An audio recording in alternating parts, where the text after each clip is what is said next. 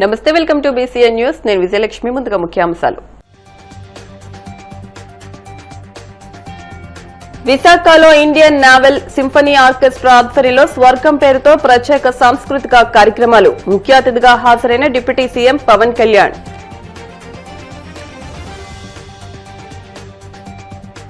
Mega job మేళలో ఉద్యోగాలకు ఎంపికైన అభ్యర్థులు భవిష్యత్తులో ఉన్నత స్థానాలకు చేరుకోవాలి. కేంద్ర ఉక్కు భారీ పరిశ్రమల శాఖ సహాయ మంత్రి భూపతిరాజు శ్రీనివాస్ వర్మ. కూటమి ప్రభుత్వంలో రైతు భరోసా కేంద్రాలను నిర్వీర్యం చేసి రైతులకు దిక్కు లేకుండా చేశారు. మండిపడ్డ వైసీపీ రాష్ట్ర అధికార ప్రతినిధి వరికూటి అశోక్ బాబు.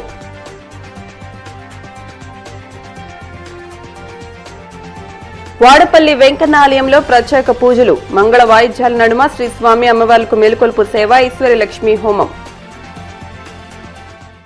ప్రతి ఏటా డిసెంబర్ 4న ఇండియన్ నేవీ అట్టహాసంగా నిర్వహించే నేవీ డే ఉత్సవాల సన్నాహక కార్యక్రమం విశాఖ నేవీ ఆడిటోరియం సాముద్రికలో ఉత్సాహపూరిత వాతావరణంలో సాగింది. ఇండియన్ నావల్ సింఫనీ ఆర్కెస్ట్రా ఆధ్వర్యంలో స్వర్గం పేరుతో ప్రత్యేక సాంస్కృతిక కార్యక్రమాలు ఏర్పాటు చేశారు. ముఖ్య అతిథిగా ఉప ముఖ్యమంత్రి పవన్ కళ్యాణ్ తన తనయుడు అఖీరానందన్తో కలిసి హాజరయ్యారు. ఆయనకు తూర్పు నావికాదళ కమాండింగ్ అధికారి వైస్ అడ్మిరల్ సంజురు బల్లా ఘన స్వాగతం పలికారు. సాముద్రికలోని సాంస్కృతిక కార్యక్రమాలను పవన్ ఉత్సాహంగా వీక్షించారు. కార్యక్రమం అనంతరం లయన్ కింగ్ మ్యూజికల్ బృందానికి బహుమతులు ప్రదానం చేశారు. అనంతరం పవన్ కళ్యాణ్ ను తూర్పు నావికా దళాధిపతి సంజురు బల్లా సత్కరించారు.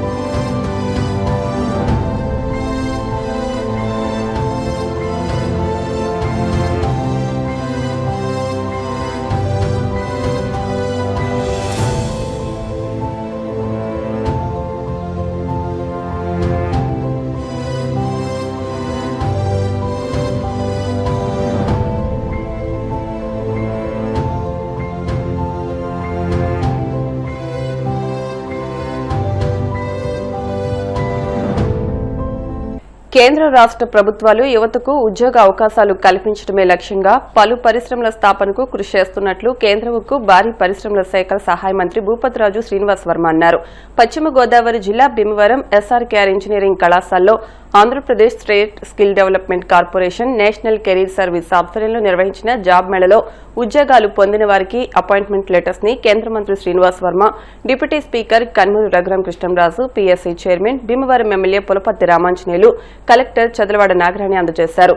ఈ సందర్భంగా కేంద్ర మంత్రి శ్రీనివాస్ వర్మ మాట్లాడుతూ కేంద్ర రాష్ట్ర ప్రభుత్వాలు పరిశ్రమల స్థాపన ద్వారా యువతకు ఉద్యోగాలు కల్పించడానికి కృషి చేస్తున్నాయన్నారు. డిప్యూటీ స్పీకర్ కన్మూరు రఘురాం కృష్ణంరాజు మాట్లాడుతూ ఈ జాబ్ మేళలో ఉద్యోగాలు పొందిన అందరికీ అభినందనలు తెలియజేశారు. రాబోయే రోజుల్లో ఆంధ్రప్రదేశ్లో చదువుకున్న ప్రతి ఒక్కరికి ఉద్యోగాలు లభించే ఎన్నో అవకాశాలు రాబోతున్నాయన్నారు. PSC చైర్మన్ ఎమ్మెల్యే అంజబాబు మాట్లాడుతూ విద్యార్థులు మొదటిగా చిన్న ఉద్యోగమైనా పెద్ద ఉద్యోగమైనా చేరి తర్వాత తన అనుభవంతో పెద్ద ఉద్యోగాల వైపు వెళ్లాలన్నారు. కలెక్టర్ నాగరాణి మాట్లాడుతూ జాబ్ మేళలో 600 మందికి పైగా ఉద్యోగాలు పొందారని, మరికొన్ని ఉద్యోగాలకు సెకండ్ ఇంటర్వ్యూ అనంతరం మరొక 400 మందికి ఉద్యోగ అవకాశాలు ఉన్నాయన్నారు. APIC చైర్మన్ మంతెన రామరాజు మాట్లాడుతూ మాట్లాడుతూ వివిధ రంగాలకు చెందిన 28 కంపెనీల ద్వారా నేడు ఉద్యోగాలకు ఎంపికైన వారందరూ ఉద్యోగాల్లో చేరి తమ ప్రతిభ ద్వారా మంచి స్థానాలకు చేరుకోవాలని అన్నారు.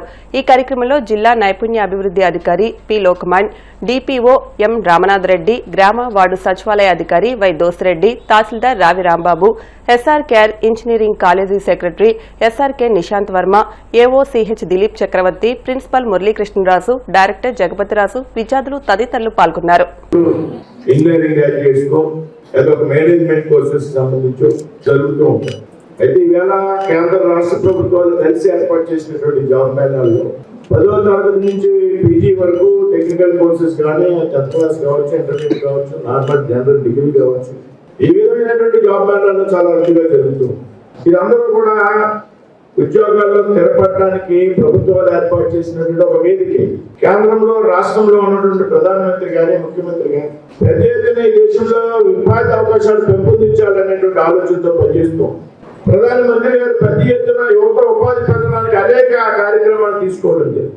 మేక్ ఇన్ ఇండియా కానివ్వండి, స్కిల్ ఇండియా కానివ్వండి, స్టార్ట్అప్ కంపెనీలు పెద్ద ఎత్తున ప్రారంభించడం కానివ్వండి, ఏదైతే ఎంఎస్ఎంఈలు ఉన్నాయో వాటికి పెద్ద ఎత్తున ప్రోత్సాహం ఇవ్వడం కానివ్వండి, ఈ దేశంలో చదువుకున్నటువంటి యువత అందరూ కూడా ఉపాధి ఉండాలి, ఎవరు ఖాళీగా ఉండకూడదు అనేటువంటి ఒక ఆలోచనతో పెద్ద ఎత్తున భారత ప్రధానమంత్రిగా నరేంద్ర మోడీ గారి బాధ్యతలు స్వీకరించాక ఆత్మ నిర్భర్ పేరుతో పెద్ద ఎత్తున కార్యక్రమం తీసుకుంది. అందులో భాగంగా ఈవేళ రాష్ట్ర ప్రభుత్వం చంద్రబాబు నాయుడు గారి ముఖ్యమంత్రి అయ్యాక కేంద్ర రాష్ట్ర ప్రభుత్వాలు చక్కటి సమన్వయంతో పెద్ద ఎత్తున పరిశ్రమలు స్థాపించడానికి ప్రయత్నం చేస్తున్నాయి రాష్ట్రంలో. గత 5 సంవత్సరాలు కూడా మనందరూ చూసాం. జాబ్స్ రిక్రూట్మెంట్ అనేది లేదే. ఒక 5 సంవత్సరాల కాలంలో ఒక్కసారి కూడా డిఎస్సి నిర్వహించినటువంటి ప్రభుత్వం ఏదైనా దేశంలో ఉన్నది అంటే గతంలో రాష్ట్రంలో ఉన్నటువంటి ప్రభుత్వం మాత్రమేనటువంటి విషయం వాస్తవం. 5 సంవత్సరాల్లో ఒక రిక్రూట్మెంట్ వచ్చేది. వేరే అనేక పరిశ్రమలు రాష్ట్రానికి తేవడం, అనకాపల్లి ఆర్ఎస్ఎల్ మెటల్ గ్రూప్ ద్వారా స్టీల్ ఫ్యాక్టరీని ఏర్పాటు చేయడం ద్వారా దాదాపు 90,000 మందికి ఉద్యోగాలు రాబోయేటువంటి 3 సంవత్సరాల కాలం. రామాయపట్నంలో బీపీసీఎల్ రిఫైనరీని ఏర్పాటు చేయడం ద్వారా దాదాపు 40,000 ఉద్యోగాలు ఈ రాష్ట్రంలో. ఈ విధంగా పెద్ద ఎత్తున రాయితీలు ఇస్తూ పెద్ద ఎత్తున ఈ రాష్ట్రంలోకి పెట్టుబడులను ఆహ్వానిస్తూ రాబోయేటువంటి రోజుల్లో లక్షలాది మంది విద్యార్థులకు ఉపాధి కల్పించడానికి వ్యాధి ఉన్నటువంటి ప్రభుత్వాలు ప్రయత్నం చేస్తుంది. అందులో భాగంగానే ఈవేళ ఈ జాబ్ మేళా. ప్రతి అసెంబ్లీలో ఈ రకమైనటువంటి జాబ్ మేళా నిర్వహిస్తారు అంటే ప్రభుత్వాల యొక్క చిత్తశుద్ధిని మనంతా కూడా అర్థం చేసుకోవాలి. వేరు కాదయా, రెండు ఒకటే. సో కాబట్టి ఈ రెండు కలిపి మనం పెట్టుకున్నాం. మరి ఈరోజు మరి సుమారు 1600 మంది పైగా రావడం, 28 కంపెనీల వాళ్ళు వచ్చి ఆల్రెడీ ఖచ్చితంగా ఒక 800 మందికి మరి ఇవాళ ప్లేస్మెంట్ వచ్చే అవకాశం ఇంకా సేపట్లో స్పష్టంగా ఉంది. ఖచ్చితంగా అవకాశాలు యువత ఎక్కువగా ఉన్న దేశం, అవకాశాలు చాలా ఎక్కువగా ఉన్నాయి. ఆల్మోస్ట్ అందరికీ ఉద్యోగాలు వచ్చే అవకాశాలు చాలా ఎక్కువగా ఉన్నాయి. కొద్ది మందికి అవకాశాలు రాకపోయినా మళ్ళీ త్వరలో జరిగే జాబ్ మేళాలో కావచ్చు, ఉన్న విస్తృతమైన అవకాశాల దృష్టి అయినా సరే ఖచ్చితంగా అందరికీ కూడా అవకాశాలు తప్పకుండా వస్తాయి. చాలా కంపెనీస్ రావడం జరిగింది ప్లేస్మెంట్స్ కోసం. అయితే ఈ సందర్భంగా నేను మీకు ఒక విషయం చెప్పదలుచుకుంది ఏంటంటే, ఇండస్ట్రీస్ సర్వీస్ సెక్టర్ లో చాలా ఉద్యోగాలు ఉన్నాయి, అవకాశాలు అయితే విపరీతంగా ఉన్నాయి. కాకపోతే యువత చేయాల్సింది ఏంటంటే, మీరు ఏదైతే చదువుకున్నారో, మీ క్వాలిఫికేషన్ ఏదైతే ఉందో దానికి ఎలాంటి ఉద్యోగాలు వస్తాయి, అందులో మీ బేసిక్స్ మీద సరైన పట్టు, అంటే బేసిక్స్ మీద స్ట్రాంగ్ గా ఉండడం అనేది చాలా ముఖ్యం. అయితే మేము చాలా సందర్భాల్లో కంపెనీ హెచ్ఆర్స్ తో మాట్లాడినప్పుడు ఈ టెక్నికల్ విషయాలు అయితేనేమి, other issues, finances, other matters లో కానీ స్టూడెంట్ పాస్ అవుట్ అయ్యి వచ్చాక ఉండాల్సినంత క్వాలిఫికేషన్స్ లేక వాళ్ళు చాలా ఇబ్బంది పడుతూ ఉన్నారు. మీ యొక్క సబ్జెక్ట్ మీద మీరు పట్టు కనుక సరిగ్గా నాలెడ్జ్ కానీ నైపుణ్యం కానీ సరిగ్గా ఉంటే మీ చదువు వరకు తర్వాత మీరు ఉద్యోగం చేయాల్సిన స్కిల్ అంతా వారు ట్రైనింగ్ ఇచ్చుకుంటారు, ఉద్యోగాలు ఖచ్చితంగా వస్తాయి. అయితే ఇక్కడ చదువుకున్న వాళ్ళు, అర్హత ఉన్నవాళ్ళు ప్రతి ఒక్కరికి కూడా ఉద్యోగాలు ఖచ్చితంగా ఇప్పించడానికి ప్రభుత్వం బాధ్యత తీసుకుంటుంది. భారతదేశంలో ఉద్యోగ అవకాశాలు చాలా ఎక్కువ పరిస్థితికి మనం వచ్చాము. ప్రపంచ దేశాలతో కంపేర్ చేసుకుంటే మన దేశంలో యువత ఎక్కువ, అది మన అడ్వాంటేజ్. బ్రిటిష్ వాళ్ళు పోతా మనకు ఇంగ్లీష్ అలవాటు చేసుకోవడం, అది మన అదృష్టం. అది ఈరోజు మనకి ఉపయోగపడుతుంది. దీన్ని సద్వినియోగం చేసుకొని దీంట్లో సెలెక్ట్ అయిన వాళ్ళు ప్లేస్మెంట్ వెళ్ళేదానికి ఎక్కడో ఇంటీరియర్ ప్లేస్లో ఉంది, అక్కడికి వెళ్ళలేములే, ఇంకోసారి చూసుకుందాం అనే ఆలోచన కొంతమందిలో వస్తుంది. ఎంత మారుమూలకి వెళ్ళినా మనం సక్సెస్ అవుతాం అనే ధీమాతో మనం వెళ్ళినట్లయితే ఖచ్చితంగా మనం సక్సెస్ అవుతాం. అటువంటి ఇంటీరియర్ ప్లేస్ అయినా సరే జాయిన్ అవ్వడానికి వెళ్ళండి. సెలెక్ట్ అయిన వాళ్ళు శాలరీ స్టార్టింగ్లో తక్కువే ఉంటుంది, తర్వాత మంచి భవిష్యత్తు ఉంటుంది. భారతదేశంలో సుమారుగా ప్రతి సంవత్సరం ఎడ్యుకేషన్ పూర్తయి బయటకు వచ్చేటువంటి స్టూడెంట్స్ 1 కోటి మంది దాకా ఉండొచ్చు. దాంట్లో మన రాష్ట్రం చూస్తే 4-5 లక్షల మంది ఉండొచ్చు. కానీ ఉద్యోగ అవకాశాలు అంతకు సరిపడా లేవు. అంటే ఈరోజు ఎవరైతే మీలో ఎవరైతే మెరిట్స్ ఉంటారో, అదేవిధంగా కమ్యూనికేషన్ ఏదైతే మీకు ఉన్నటువంటి స్కిల్ డెవలప్మెంట్ ఏదైతే ఉందో సంబంధించి మీ యొక్క అనుభవాన్ని బట్టి కూడా, అంటే ఎడ్యుకేషన్లో ఒకటి పేపర్లో మార్క్సే కాదు, పర్సంటేజే కాదు, ప్రాక్టికల్ నాలెడ్జ్ కూడా ఉండాలి. ఆ ప్రాక్టికల్ నాలెడ్జ్ ఉంటేనే ఇంటర్వ్యూలో సెలెక్ట్ అవ్వడానికి మీకు ఎక్కువ అవకాశాలు ఉంటాయి. జనరల్గా చాలా మంది వివిధ రకాలుగా ఎడ్యుకేషన్ సొసైటీస్ ఉంటాయి, ఎడ్యుకేషన్ ట్రస్ట్స్ ఉంటాయి, వివిధ రకాలుగా ఉంటుంటాయి. ఏది ఉన్నా ఈరోజు మన రాష్ట్రంలో పక్కన గౌరవ ముఖ్యమంత్రి చంద్రబాబు గారు కానీ, మోడీ గారు కానీ, అదేవిధంగా పవన్ కళ్యాణ్ ఎన్డీఏ కూటమి ఈ రోజున మన రాష్ట్రంలో కూడా 20 లక్షల ఉద్యోగాలు 5 సంవత్సరాల్లో చేయాలనేది ఒక ఆలోచన అనౌన్స్ చేయడానికి చాలా విజయవంతంగా జరిగింది. సో ఇప్పటి వరకు 2500 రిజిస్ట్రేషన్స్ వచ్చినాయండి. సుమారుగా 1600 మంది క్యాండిడేట్స్ అపేర్ అయ్యారు. 28 కంపెనీస్ వాళ్ళ హెచ్ఆర్ టీమ్స్ ఇంటర్వ్యూలు చేస్తున్నాయి.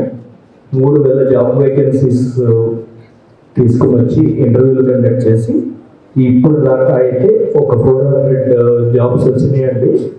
రాత్రిలోపు మరికొన్ని రైతులకు అండగా నిలబడి ఆదుకోవాల్సిన ప్రభుత్వమే వ్యవసాయాన్ని నిర్లక్ష్యం చేస్తూ రైతుకు వెన్నుపోటు పొడుస్తోందని వైసీపీ రాష్ట్ర అధికార ప్రతినిధి వేమూరు నియోజకవర్గ పార్టీ సమన్వయకర్త వరికోటి అశోక్ బాబు ఆగ్రహం వ్యక్తం చేశారు. తాడేపల్లిలోని వైసీపీ కేంద్ర కార్యాలయంలో ఆయన మీడియాతో మాట్లాడుతూ వైసీపీ హయాంలో రైతు భరోసా కేంద్రాల ద్వారా అడుగడుగునా రైతుకు అండగా నిలబడి ఆదుకుంటే కూటమి ప్రభుత్వం వచ్చాక వాటిని నిర్వీర్యం చేసి రైతులకు దిక్కు లేకుండా చేశారని ధ్వజమెత్తారు. ధాన్యం పండిస్తే కొనేవారు ఎవరూ లేరని, వరి అన్నం తింటే షుగర్ వస్తుందని సీఎం చంద్రబాబు ప్రచారం, యూరియా కృత్రిమ కొరత ఇలాంటివన్నీ వ్యవసాయాన్ని నిర్వీర్యం చేసే కుట్రలో భాగమేనని విమర్శించారు. అలానే ఇప్పుడు వరికి యూరియా వేస్తే క్యాన్సర్ వస్తుంది, అసలు వరి పంటకి యూరియా వేయొద్దని చెప్పేసి మాట్లాడినటువంటి వ్యక్తి. దాన్ని దృష్టిలో పెట్టుకొని రైతుల్ని ఎట్లా వెన్ను విరచాలనేటువంటి దాంతో ఆయన ఒక ప్లాన్ చేసి వాళ్ళ కూటమి నాయకులకి ఎలా దోచిపెట్టాలో రైతుల నుండి అనేది ప్లాన్ చేసి మొట్టమొదటి పంట నాటగానే యూరియా సప్లై చేయాల్సినటువంటి ఈ ప్రభుత్వం చంద్రబాబు నాయుడు గారు యూరియా సప్లై చేయకుండా వాళ్ళకి సంబంధించినటువంటి టీడీపీ కూటమి నాయకులకి బ్లాక్ చేసుకునే విధంగా వాళ్ళకి ఇచ్చేసేసి రైతుల్ని అష్టకష్టాలు పెట్టారు. జగన్మోహన్ రెడ్డి గారు రైతుల కష్టాలు చూసి వైఎస్ఆర్ కాంగ్రెస్ పార్టీ శ్రేణులకు పిలుపునిచ్చి యూరియా సప్లై ఆగిపోయిందని చెప్పేసి రోడ్లెక్కితే భయపడిపోయి వాళ్ళకి యూరియా అప్పుడు ఏదో అరాకొరా ఇవ్వడం జరిగింది. దానివల్ల ఎలా రైతుకు నష్టం జరిగిందంటే యూరియా వేయకపోవడం వల్ల ముందు నాటినటువంటి పంట ముదురు పంటలు దుబ్బు చేయక వెనక లేదోటలకి సమానంగా ఒకేసారి యూరియా రావడంతో ఒకేసారి పంట రావడం జరిగింది. అదే టైంలో తుఫాన్ రావడం వలన వాటికి దిగుబడి తగ్గిపోయింది. ప్లాన్గా చేశారు వీళ్ళు. ఆర్బీకే సెంటర్లను నిర్వీర్యం చేసి వాళ్ళకి సంబంధించినటువంటి బీమా కట్టకుండా, ఏదైనా విపత్తులు వస్తే వాళ్ళకి పంట నష్టం రాకుండా ఒకవైపు చేసి, ఈ రోజున ఒకేసారి పంట వస్తే వాళ్ళు వెళ్ళి ఆర్బీకే సెంటర్లో కొనడానికి వెళ్తే వాళ్ళ టీడీపీ నాయకులు ఉంటున్నారు అక్కడ. ఏ పొలంలో కొనాలి, ఏ రైతు దగ్గర కొనాలి పంట వరి ధాన్యం అనేది వాళ్ళు నిర్ణయించాలి. ఇంతవరకు కొనుగోలు అనేది ఈ రాష్ట్రంలో చేయాల. 81 లక్షల టన్నులు ఈ రాష్ట్రంలో వరి పంట పండడం జరుగుతుంటే 50 లక్షలకి దాన్ని కొనుగోలు చేస్తామని చెప్పేసి ప్రభుత్వం చెప్పడం జరిగింది. ఇప్పటి వరకు 7 లక్షలు మాత్రమే కొనుగోలు చేశారు. మరి ఒకేసారి ఇప్పుడు రేపు తుఫాన్ రాబోతా ఉంది, పంట మొత్తం రోడ్ల మీదే ఉంది. పంట కోసినటువంటి వాళ్ళు పంట మొత్తం రోడ్ల మీద ఉన్నాయి. ఎందుకంటే ఆర్బీకే సెంటర్లో కొనట్లేదు. రేటు జగన్మోహన్ రెడ్డి గారు వైఎస్ఆర్ కాంగ్రెస్ పార్టీ ప్రభుత్వ హయాంలో 1800, 1900 కొన్నటువంటి బస్తా రేటు ఈ రోజున 75 కేజీల బస్తా 1300, 1280, 1250 రూపాయలకు కూడా ఈరోజు అమ్ముకోవాల్సిన పరిస్థితి రైతులకు వస్తూ ఉంది. వాళ్ళు 1250 రూపాయలకు అడుగుతున్నారు. ఆర్బీకే సెంటర్లకు వెళ్తే ఈ రైతు వైఎస్ఆర్ పార్టీ రైతా, తెలుగుదేశం పార్టీ రైతా చూసుకొని అక్కడ డిజిటల్ ఆపరేటర్లు, అక్కడ టెక్నికల్ అసిస్టెంట్స్ ఉంటారు, అక్కడ ప్రైవేట్గా పెట్టుకుంటారు వాళ్ళని. వాళ్ళు వైఎస్ఆర్ పార్టీ వాళ్ళు వెళ్తే వాళ్ళని రైతుగా చూడట్లా. చంద్రబాబు నాయుడు గారు ఇది తప్పు. రైతుని రైతుగా చూడండి. హాయ్ అంటే మీ దగ్గరకు వస్తామని చెప్తున్నారు మీ మినిస్టర్ గారు, గగ్గోలు పెడుతున్నారు రైతులు. ఇప్పుడు కాసేపు ప్రకటనలు.